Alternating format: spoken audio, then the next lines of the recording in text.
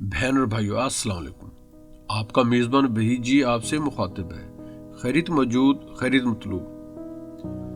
آج اس زمانہ ساز ڈرامہ نگار کا تذکرہ ہوگا جس کا ڈرامہ ہیملٹ کے بعد اب تک دوسرے نمبر پر شمار کیا جاتا ہے۔ ہمارے ساتھ رہیے، ذرا بتائیے اسٹیج کا عظیم ڈرامہ کون سا ہے؟ ایک بار جب نیو یارک کے مشہور نقادوں نے دنیا کے 10 مشہور ڈراموں کے متعلق خفیہ رائے شماری کی تو انہوں نے متفقہ طور پر ہیملٹ کے حق میں فیصلہ دے دیا۔ یہ ڈرامہ آج سے 300 سال پہلے لکھا گیا تھا۔ انہوں نے یہ فیصلہ بھی دیا کہ دنیا کا دوسرا سب سے عظیم ڈرامہ میکبتھ، کنگ لائر یا مرچنٹ آف وینس نہیں بلکہ رین ہے۔ جی ہاں، رین جنوبی سمندروں میں جنس اور محبت کی باہمی کشمکش کی داستان، دنیا کا مشہور ڈرامہ جو سمرسٹ ماہم کی ایک کہانی سے ترتیب دیا گیا ہے۔ ماہم نے رین سے 40,000 پاؤنڈ کمائے، حالانکہ اس نے اس کے لکھنے میں 5 منٹ بھی صرف نہیں کیے تھے۔ دراصل ہوا یوں کہ اس نے ایک کہانی لکھی جس کا نام اسٹیڈی تھامسن تھا۔ اس کے نزدیک یہ کوئی اتنی اچھی کہانی نہ تھی، لیکن ایک رات جان کولٹن اس کے ہاں ٹھہرا ہوا تھا اور وہ سونے سے پہلے یوں ہی وقت گزارنے کے لیے کچھ پڑھنا چاہتا تھا۔ ہم نے اسے اسٹیڈی تھامسن کا مسودہ پڑھنے کے لیے دے دیا۔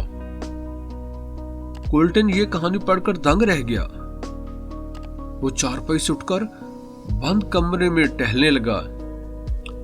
اسی رات اس نے اپنے تصورات میں اس کہانی کو ڈرامے کی صورت میں دیکھا، ایک ایسا ڈرامہ جو لافانی بننے والا تھا۔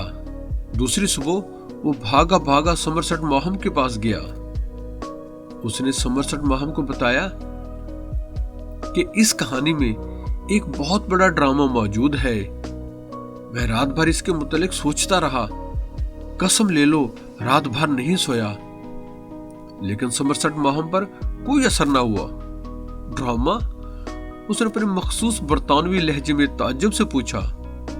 ہاں، ہو سکتا ہے اس سے عام قسم کا ڈرامہ بن جائے، شاید 4 ہفتے چل بھی جائے، لیکن ہمیں اس کے لیے کوئی تردد کرنے کی ضرورت نہیں۔ چھوڑو یہ قصہ۔ اور وہ ڈرامہ جس کے متعلق وہ کوئی تردد نہ کرنا چاہتا تھا اسے 40,000 پاؤنڈ دلانے کا ذریعہ بنا۔ جب ڈرامہ لکھا گیا تو اکثر پروڈیوسروں نے اسے لینے سے انکار کر دیا۔ انہیں یقین تھا کہ یہ ناکام ہو جائے گا۔ پھر سیم ہیرس نے ڈرامہ لے لیا۔ وہ اس میں ایک نوجوان ایکٹریس جینی سے کام کرانا چاہتا تھا، لیکن پیسے لگانے والے ایجنٹ نے اسے قبول کرنے سے انکار کر دیا۔ اس کا خیال تھا کہ کسی مشہور ایکٹریس کو لیا جائے۔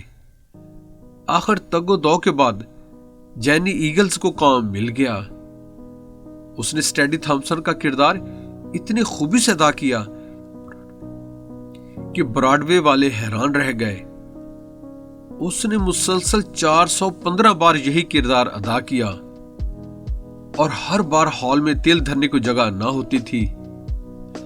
سمرسٹ ماہم نے کئی مشہور کتابیں لکھیں، جیسے of human bondage, the moon and sixpence اور دی پینڈ ویل۔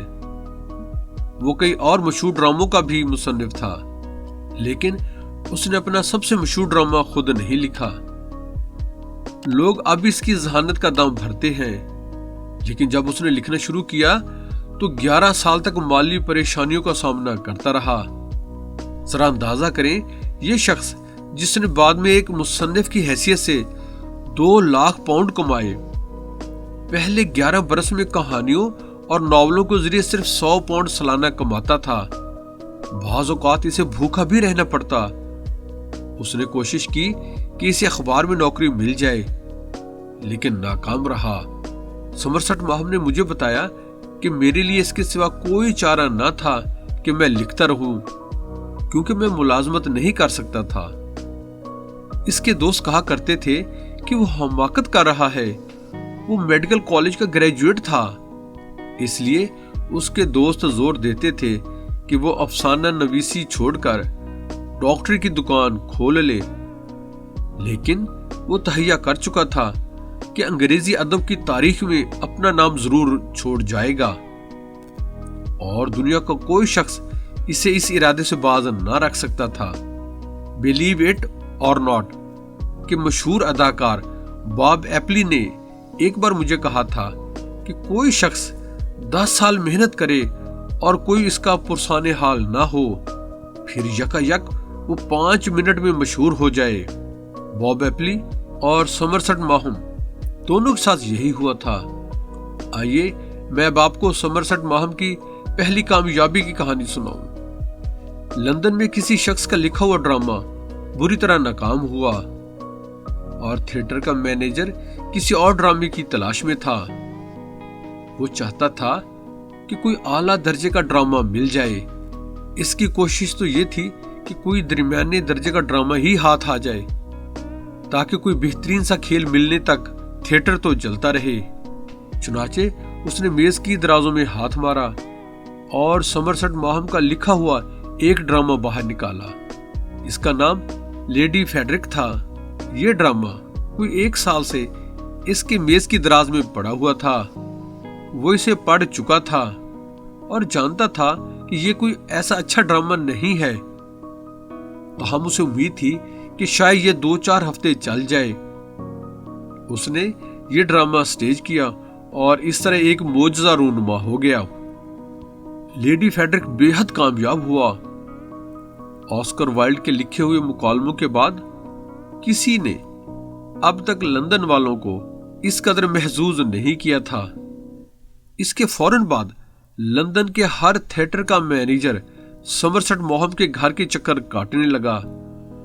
اس نے اپنی الماری سے اپنے پرانے ڈرامے نکالے اور انہیں تھما دیے۔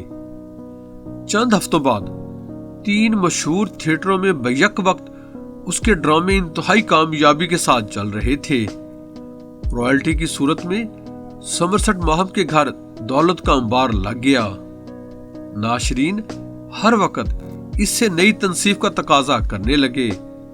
ہر تقریب میں اسے خاص مہمان کی حیثیت سے بلایا جانے لگا، اور 11 برس کی گم نامی کے بعد سمرسٹ ماہم نے دیکھا کہ لندن کی بڑی بڑی تقریبوں میں اس کی صحت کے جام نوش کیے جاتے ہیں۔ سمرسٹ ماہم نے مجھے بتایا کہ وہ دوپہر 1 بجے کے بعد کبھی کچھ نہیں لکھتا۔ وہ کہنے لگا، دوپہر کو میرا ذہن بالکل تھک جاتا ہے۔